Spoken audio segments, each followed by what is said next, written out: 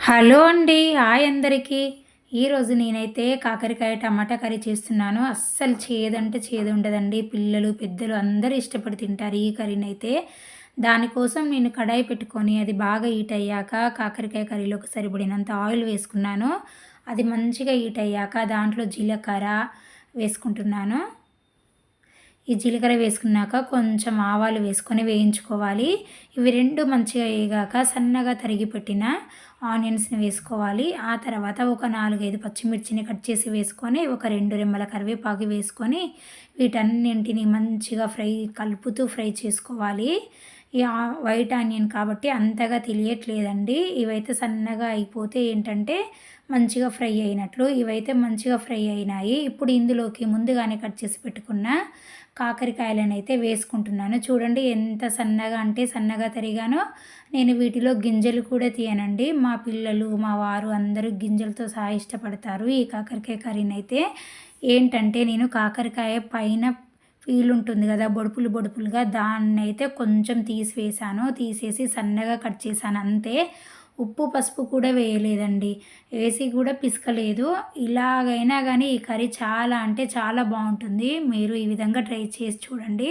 చూడండి కాకరకాయ అంతా కలిపేసుకున్నాక ఒక 10 మినిట్స్ ఊరికే కలుపుతూ, మూత అయితే పెట్టొద్దండి కాకరకాయ కర్రీ చేసేటప్పుడు. ఏంటంటే ఆవిరి అందులో పడి ఇంకా కాకరకాయ చేదు ఎక్కువైతుంది.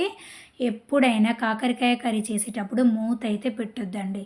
చూడండి కాకరకాయ అయితే దగ్గరగా మంచిగా ఫ్రై అయింది కదా. ఇప్పుడు దీంట్లోకి ఒక 4, 5 టమాటాలనైతే మంచిగా కట్ చేసుకొని వేసుకోవాలి.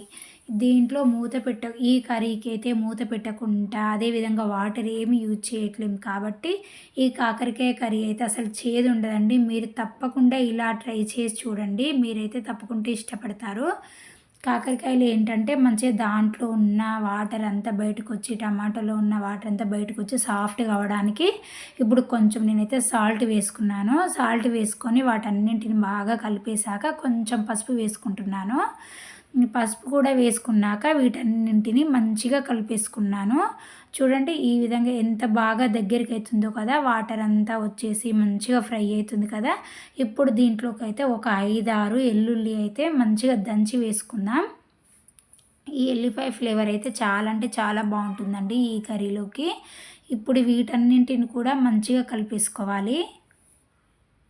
చూడండి మంచిగా టమాటా, ఈ కాకరకాయ ముక్కలు ఇవన్నీ మంచిగా సాఫ్ట్‌గా అయ్యి దగ్గరికి వచ్చి, ఆ టమాటాలోని వాటర్ తోటి ఈ కాకరకాయ కూడా ఉడికిపోతుందండి. మనం స్పెషల్‌గా వాటర్ అయితే ఏం యూజ్ చేయొద్దు. ఆయిల్ కూడా చాలా తక్కువ పడుతుంది. ఇదంతా మంచిగా ఫ్రై అయింది కదా. ఇప్పుడు దీంట్లోకి ఒక స్పూన్ కారం అయితే వేసుకుందాం. ఉప్పు ముందుగానే వేసుకున్నాం కాబట్టి ఇప్పుడు ఇంకా ఏం వేయట్లేదు. వీటన్నింటిని మంచిగా కలుపుతూ మూత పెట్టకుండా ఒక 5-10 మినిట్స్ చిన్న మంట మీద మంచిగా ఫ్రై చేసామనుకోండి, అసలు చేదే ఉండదండి. మీరే అసలు నమ్మలేకపోతారు ఇలా ఎలా వచ్చిందా ఈ కర్రీ అని. మీరైతే తప్పకుండా ఇదే ప్రాసెస్‌లో ట్రై చేయండి. మీ పిల్లలు తినకపోయినట్లయితే కంపల్సరీ తింటారు. మా పిల్లలైతే చాలా అంటే చాలా ఇష్టపడి తింటారండి. మా పాపకైతే ఎస్పెషల్లీ టమాటా, కాకరకాయ కర్రీ అయితే చాలా అంటే చాలా ఇష్టమండి.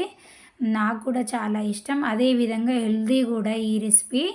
ఆయిల్ తక్కువగా ఉంటుంది. ఎప్పుడు డీప్ ఫ్రై చేస్తే ఏంటంటే అంత ఎక్కువ ఆయిల్ యూజ్ చేయదు కాబట్టి మీరైతే ఇలా ట్రై చేసి పెట్టండి. మీ పిల్లల లంచ్ బాక్స్‌లోకైనా, లేకుంటే మార్నింగ్ మనం తినడానికైనా చాలా అంటే చాలా బాగుంటుంది అండి ఇది రైస్‌లోకి.